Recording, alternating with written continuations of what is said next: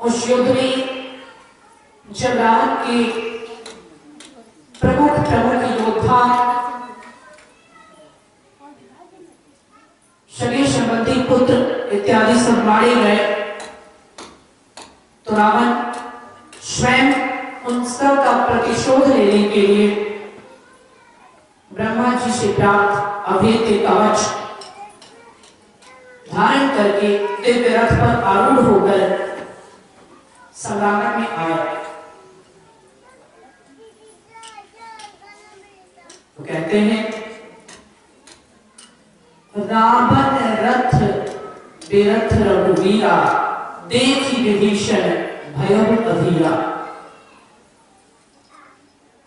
रावण को रथ पर आसीन देखकर और मर्यादा पुरुषोत्तम भगवान श्री राम को पैदल देखकर, रथ विहीन देखकर विभीषण जी के मन में चिंता आ गई। विभीषण जी अधीर हो गए। अब यहां प्रश्न ये उठता है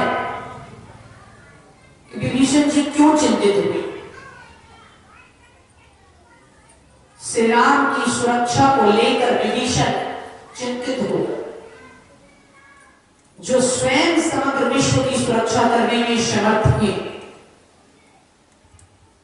उनकी सुरक्षा की चिंता क्यों?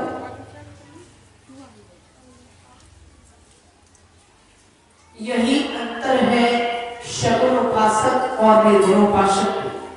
अर्थात जब ब्रह्म के सगुण विग्रह से हम कोई संबंध स्थापित करते हैं, उस समय जीवात्मा को इस बात का अनुभव नहीं होता कि वो परमात्मा से मिल रहा है, अपितु बाहर के सगुण शरीर को देखकर उनके साथ हम जिस भाव से, जिस नाते से जुड़े होते हैं, वो रिश्तेदारी का भाव, वो नातेदारी की भावना भारी पड़ती है।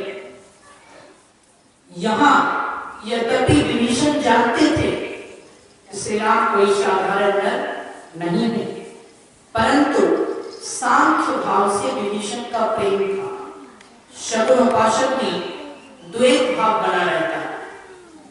एक तो भक्त और भगवान का रिश्ता रहता ही है, लेकिन उसके अतिरिक्त कोई सगुण ब्रह्म को अपना पुत्र, कोई उसे अपना पिता, कोई उसे अपना पति, कोई उसे अपना प्रियतम, कोई उसे अपना गुरु, कोई उसे अपना सखा, कोई उसे अपना रिश्तेदार, तो कोई उसे अपना मित्र मान लेता है। जो जिस भाव से शगुन की उपासना करता है, उस भाव के कारण मन में वैसे विचार आना स्वाभाविक है। यहां विभीषण को चिंता हो गई। क्यों चिंता हो गई? क्योंकि विभीषण का ब्रह्म ज्ञान काम नहीं है। सांख्य भाव से जिस राम से विभीषण को प्रेम था, वो सांख्य भाव हावी हो गया। अर्थात विभीषण को क्षण के लिए ये भूल गए कि जिनकी चिंता मैं कर रहा हूं वो तो स्वयं ईश्वर है। उन्हें लगा कि वो अपने मित्र श्री राम को चेतावनी दे रहे हैं, अपने मित्र श्री राम की सुरक्षा की चिंता कर रहे हैं। जैसे दशरथ जी,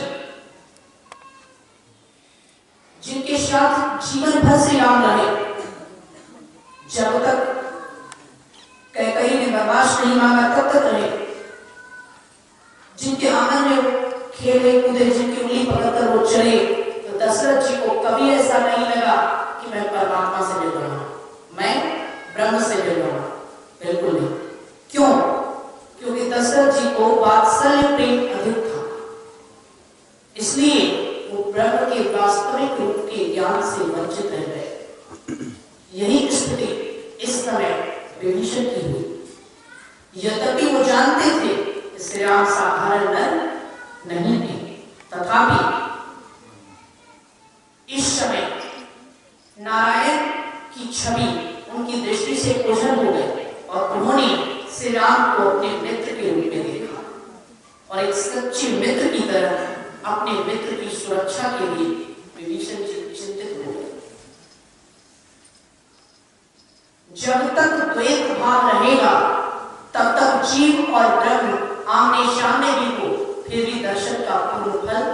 नहीं मिलता।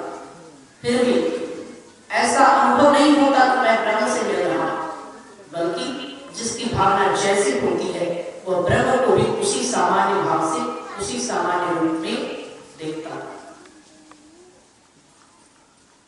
परंतु जो सर्वोपासक नहीं होते, जो ब्रह्म को शरीर से नहीं तत्व से जानते, उन्हें ये दुविधा नहीं रहती। तो विभीषण जी को चिंता, क्या चिंता हो गई?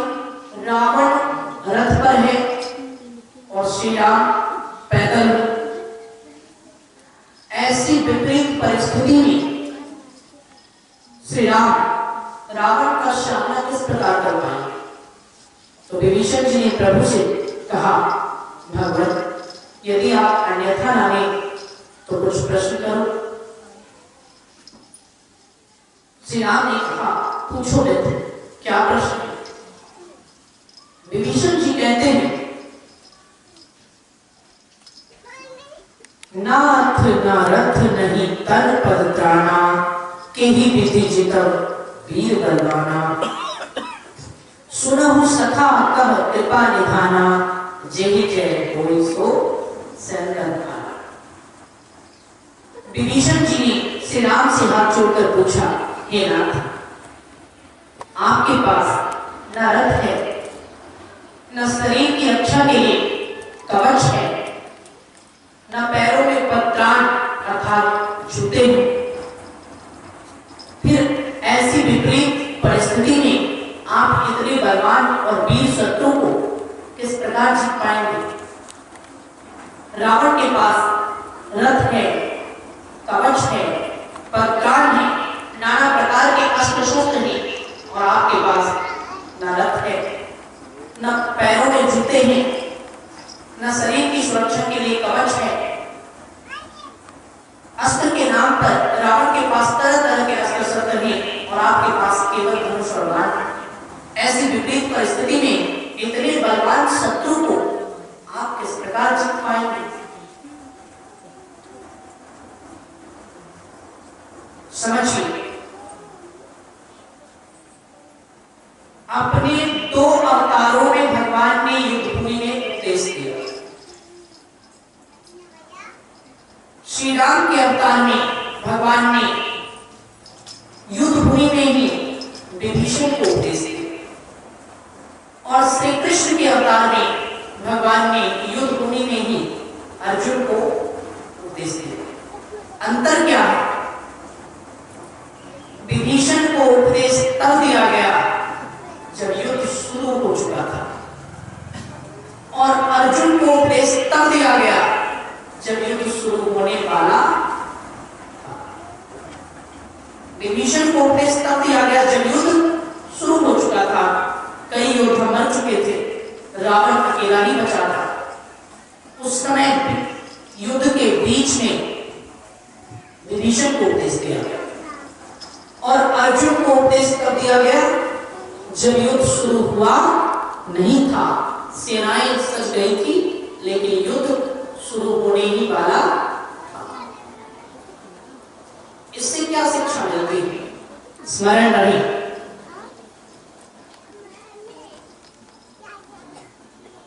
ये अहंकारियों के लिए, नास्तिकों के लिए, ईश्वर पर विश्वास न करने वालों के लिए एक संदेश है।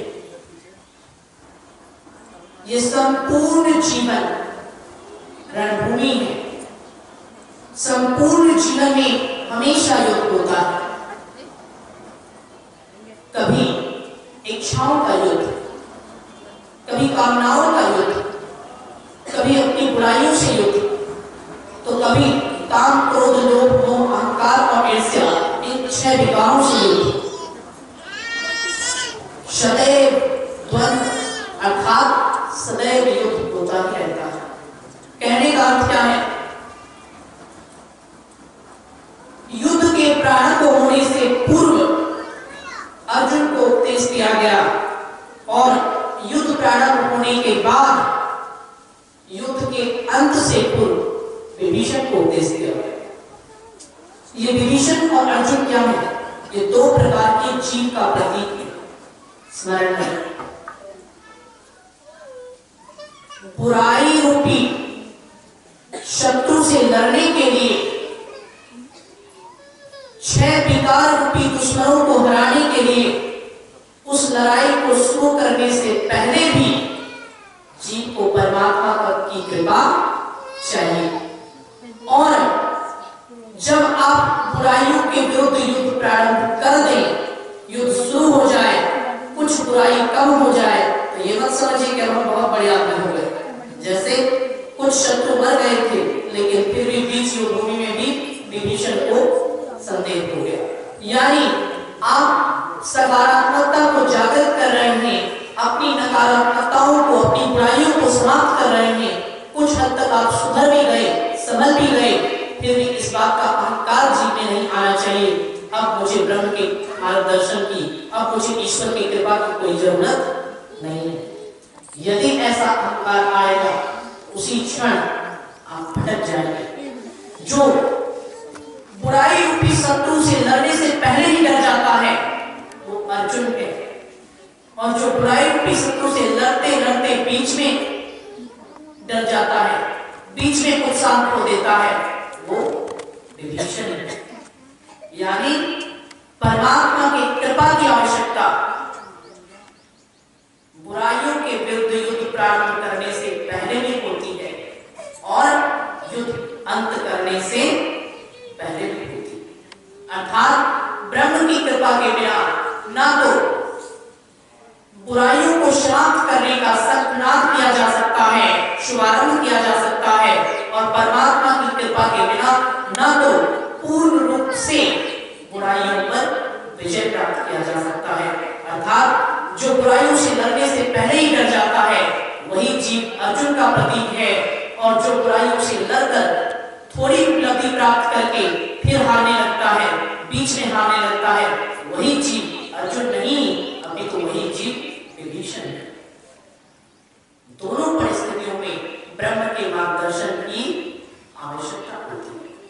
इसलिए अपने दोनों अवतारों में भगवान ने युद्ध भूमि में ही ज्ञान दिया। अंतर इतना ही था कि एक भक्त को ज्ञान दिया युद्ध शुरू होने से पहले, और एक भक्त को ज्ञान दिया युद्ध खत्म करने से पहले। श्री राम विभीषण से कहते हैं कि मित्र, जिस रथ पर चढ़कर विजय होती है वह दूसरा ही रथ है। विभीषण ने कहा, प्रभु वह कौन सा रथ है?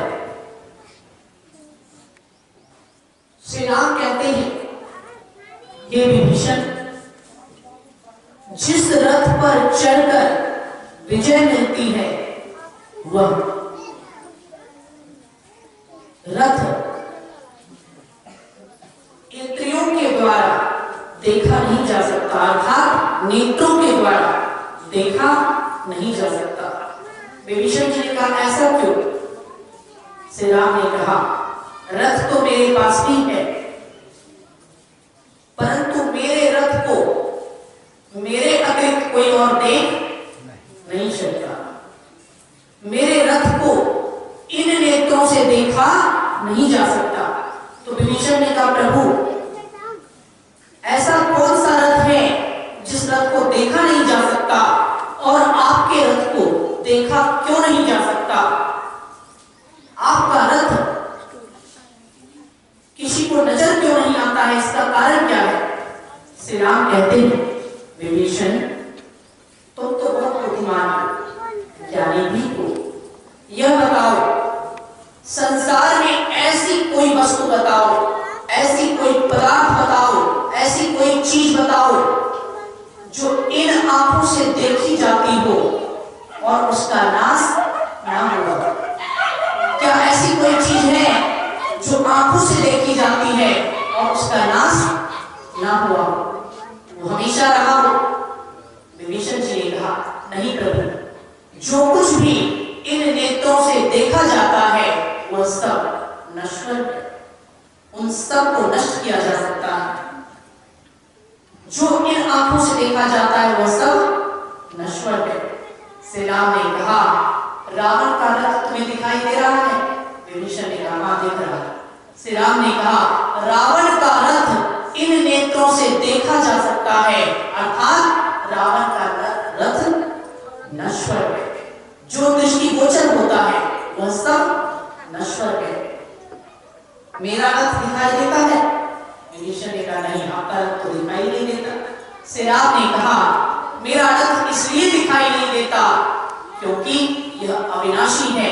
जो अविनाशी है उसको नाशवान आंख से तुम देख नहीं सकते। मेरे रथ का नाश कोई नहीं कर सकता, इसीलिए मेरा रथ नश्वर नेत्रों से देखा नहीं जा सकता। विभीषण जी ने कहा, प्रभु मैं तो समझ गया, परंतु आपके रथ का अनुभव आपको तो है, आप स्वयं बताने की कृपा कीजिए कि वह कौन सा दूसरा रथ है जिस रथ पर आरूढ़ होने से हर युद्ध में विजय मिलती है। श्री राम ने कहा, सुनो, वह कौन सा रथ है जिस रथ पर आरूढ़ होने से विजय मिलती है? हे मित्र, रावण जिस रथ पर आरूढ़ है, रावण का वह रथ पाप का रथ है। रावण जिस रथ पर आरूढ़ है, रावण का वह रथ अनाचार और दुराचार का रथ है। रावण जिस रथ पर आरूढ़ है वह रथ अनीति और अन्याय का रथ है। रावण जिस रथ पर आरूढ़ है वह रथ असत्य और अधर्म का रथ है। परंतु जिस रथ की मैं बात कर रहा हूं वह रथ पाप का रथ नहीं है, वह रथ तो पुण्य का बना हुआ रथ है। जिस रथ की मैं बात कर रहा हूं वह रथ अनाचार दुराचार का बना हुआ रथ नहीं है, बल्कि वह रथ तो सदाचार का बना हुआ रथ है। मैं जिस रथ की बात कर रहा हूं वह रथ अनीति और अन्याय का बना हुआ रथ नहीं है, बल्कि वह रथ तो नीति और न्याय का बना हुआ रथ है। मैं जिस रथ की बात कर रहा हूं वह रथ अधर्म का रथ नहीं है, बल्कि मैं जिस रथ की बात कर रहा हूं उसी रथ को धर्म रथ कहते हैं। इस रथ को धर्म रथ कहते हैं। इस वीडियो को लाइक करें, हमारे चैनल को सब्सक्राइब कर बेल आइकन जरूर प्रेस करें। हमारी न्यू वीडियो